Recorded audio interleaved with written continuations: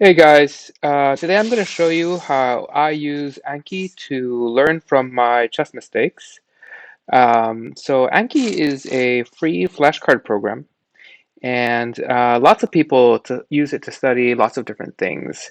Um, I personally use it for several different things, some of them related to my job. So, for example, if I'm learning a new software library or if I'm learning some new mathematical technique, I'll make flashcards about it in Anki. Honestly, I feel like it's a superpower.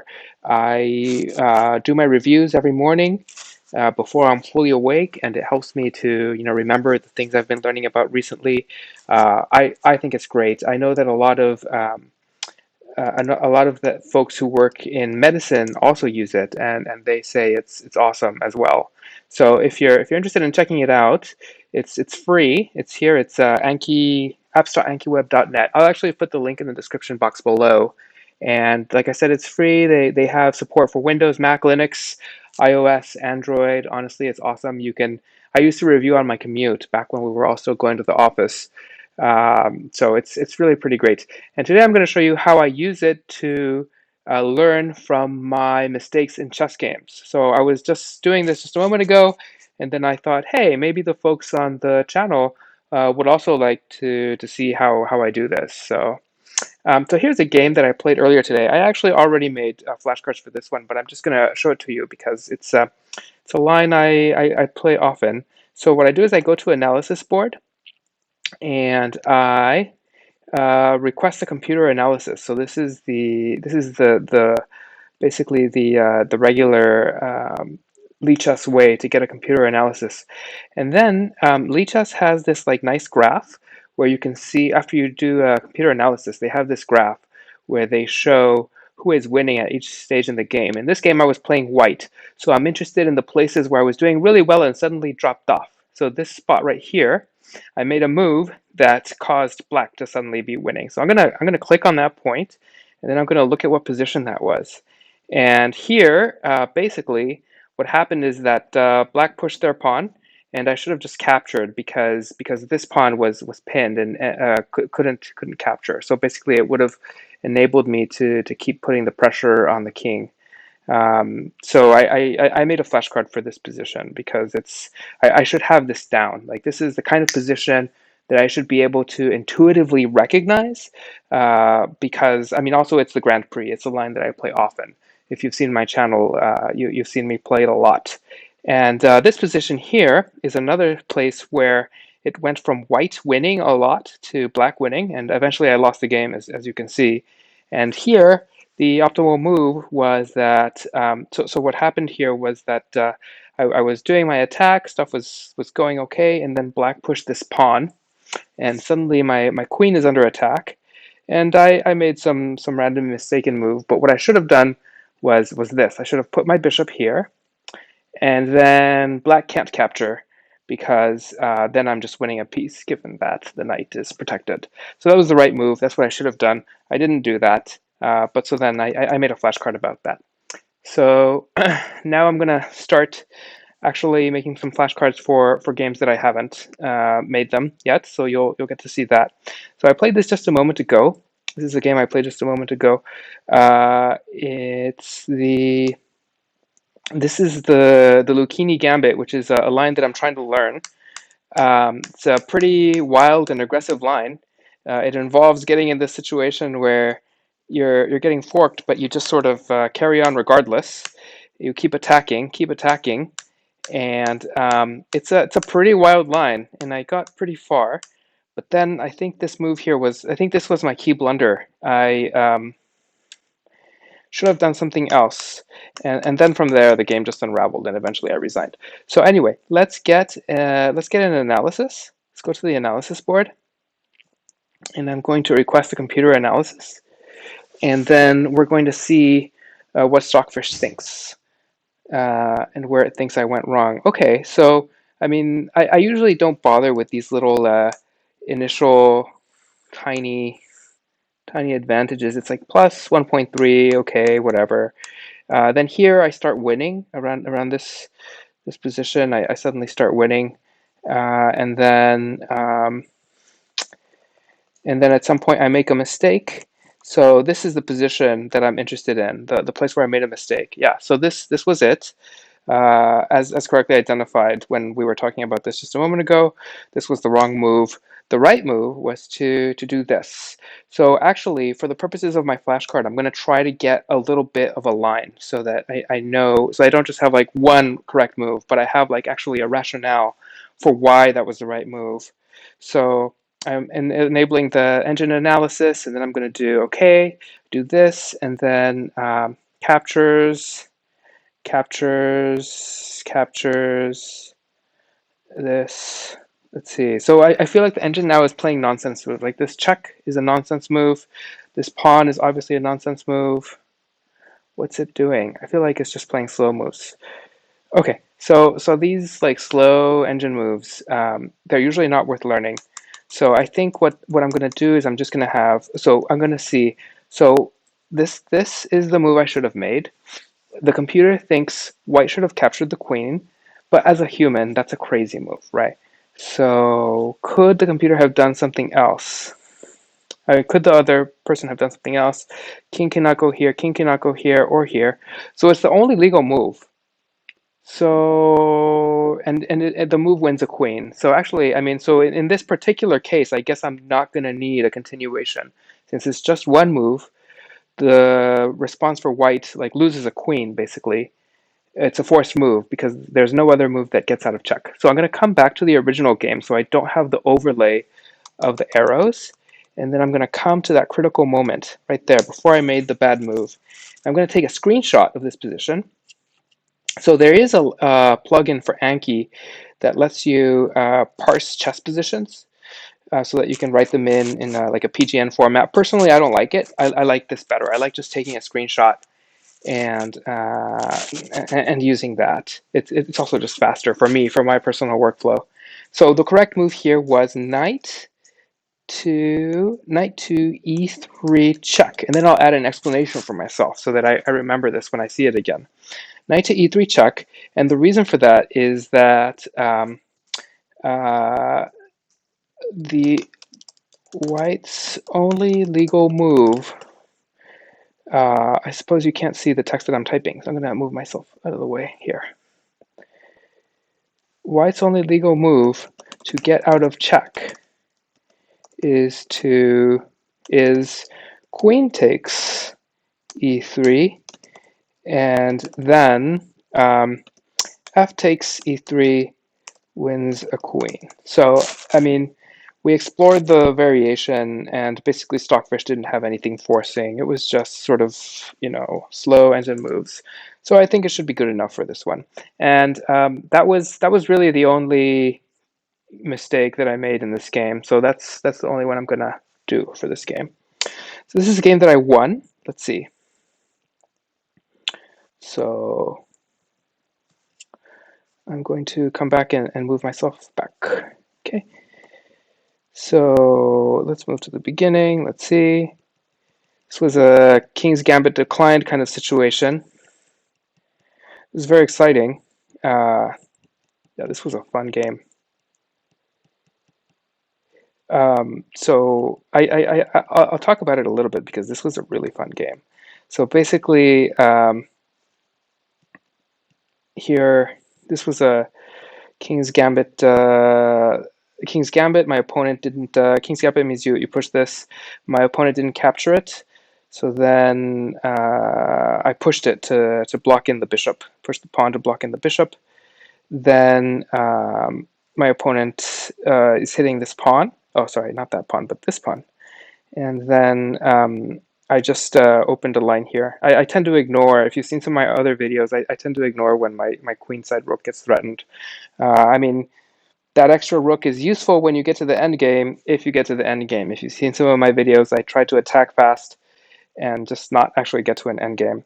So my opponent actually offers a knight in exchange. If I take the knight with the queen, they get to do this, and I decided it's worth it because this knight is out now. It's part of the attack now, whereas this rook, there might not be an end game. So I accepted it. My opponent captures. I just did this with my king, and notice I'm threatening checkmate. So they threatening checkmate here. So they might not even get to capture the rook. They defend, I capture, they recapture, and then I'm threatening checkmate again. They're still not able to capture the rook. Um, I'm still threatening checkmate. They're still not able to capture the rook. Uh, they're finally able to capture the rook, and it was a fun game. There was some back and forth. This is why I really like the King's Gambit. It leads to very dynamic games. It really keeps you on the edge of your seat. It's anybody's game. And then here at the last moment, my opponent resigned because I'm attacking both their king and queen. It's a fork, and they can't capture me with the pawn because the queen is sort of behind. So if the pawn captures, I'll rip off the queen with the rook. So that pawn is pinned. So anyway, let's see what Stockfish. Oh, I forgot to analyze it. I just talked and didn't analyze. So let's see what Stockfish thinks. Okay, I was playing white, so I'm going to want to look at positions where there was a sharp change, where maybe I made a bad move. Yeah, so look at this. This is going to be an interesting position to look at, that sharp change between white is winning to black is winning. And I might also be interested in these drop-offs here. So let's see. So let's look at that one first. So that, oh, I'm definitely interested in that one. Yes, I think so. Let's see what happens in this position. So my intuition here was that my bishop is under attack, but Stockfish says you should bring up your knight. And it thinks I should do that. My opponent should do this. Why is that?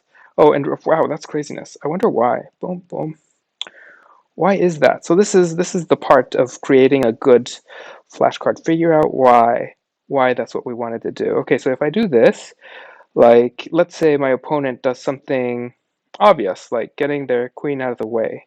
Can I get the queen out of the way here? So it's still, or you know what? No, no, no. So the human, I think the instinctive human move is actually to just capture. Oh, I see. And then that's a royal fork. So okay, so that's very bad. So okay, so black wouldn't capture, but that's very interesting to know. So black could do something like this. Then, oh wow, look at that. Yeah, it's a free knight. That's great. Yeah, this is a good example of a position that, I should be able to be instinctively familiar with. So I'm going to make a flashcard for this one. So let's do that. Let's come back to the game to where we have, without the I think this is the position. Yeah, this is the position. Okay, so I'm going to take a screenshot of this position. Going to add it to my flashcard. And I'm going to move myself out of the way so you guys can see what I'm doing. And then I'm going to add in the text. So the correct move here is knight to d5.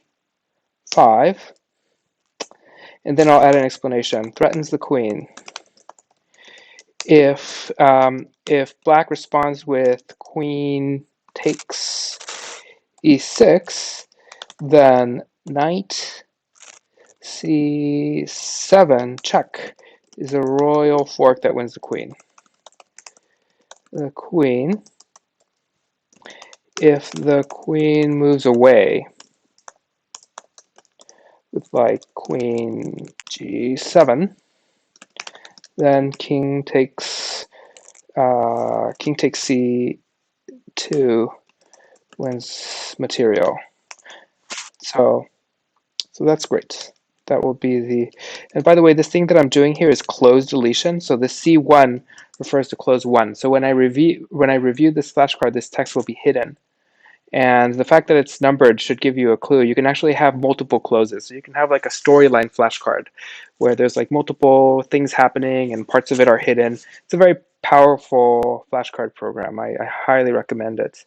Okay, so if I remember correctly, there was another key moment. Yes, there was another key moment here in which the score dropped off, and that was, so in this position, this was the next mistake. Basically, I moved here, but what could have happened is black could have come and invaded me here, which is not great. So I could have captured the knight, then black captures my knight, then I do this, black comes here, then I do this, boom, Uh, I see. So basically, I'm getting invaded. This is really not good. And yeah, the score is minus 9.4, so it's in favor of black. So that was a terrible, terrible line. I'm gonna have to come back to that position. But I'm gonna come back to that position in the main game board. Um, it was, yeah, so this was the critical moment. So I'm gonna move myself over so you guys can see me making the flashcard here.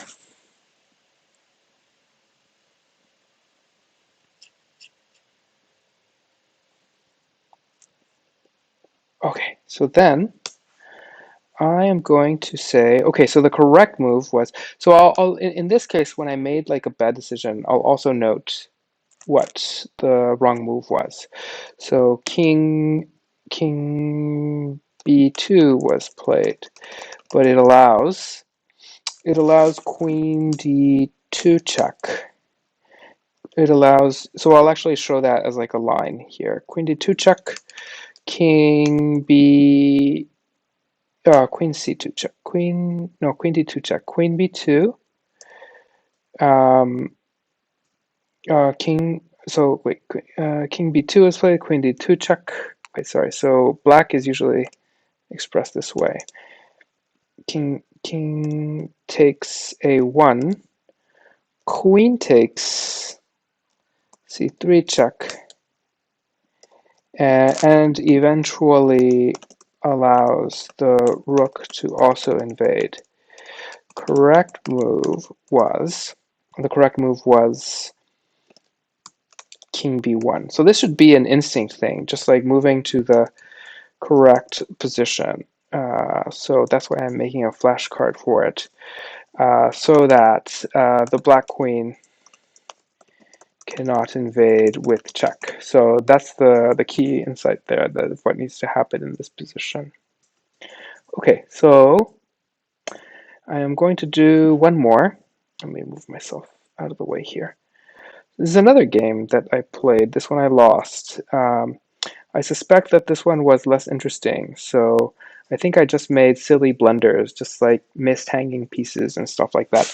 So hanging pieces are usually things that I don't make flashcards for. If it was just a dumb mistake, then it's just a dumb mistake. There's nothing to learn from something like that. I usually try to make flashcards from interesting things. So it looks like white was winning pretty solidly the entire time. Yeah, there might not be, yeah. Yeah, but it's not like I had a particularly good move, right? So, let's see. What does the engine think is best? Oh, wow, that's not bad.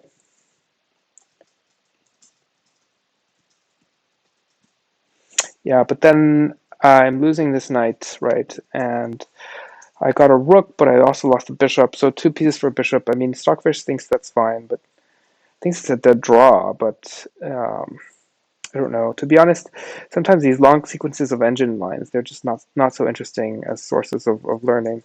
You want to, for making a flashcard like this, you want to have something where you understand what was happening and not just some long, confusing engine line. I actually don't think I'm better. I don't understand why. Um, yeah, so I won't be making any flashcards for this one. Anyway, so that's how I do this. It's a good way to learn from your mistakes, to step through your games. It's a easy, lightweight way to use the engine, find your mistakes, and then try to understand them. You won't always be able to understand them. Sometimes it's obscure engine lines like this, where it's just like a lot of slow moves compounding on tiny little advantages and disadvantages that are hard to understand. But as much as possible, to the extent that there's something you can learn, I find that this method of making Anki flashcards is very helpful. That's all for today. Thank you.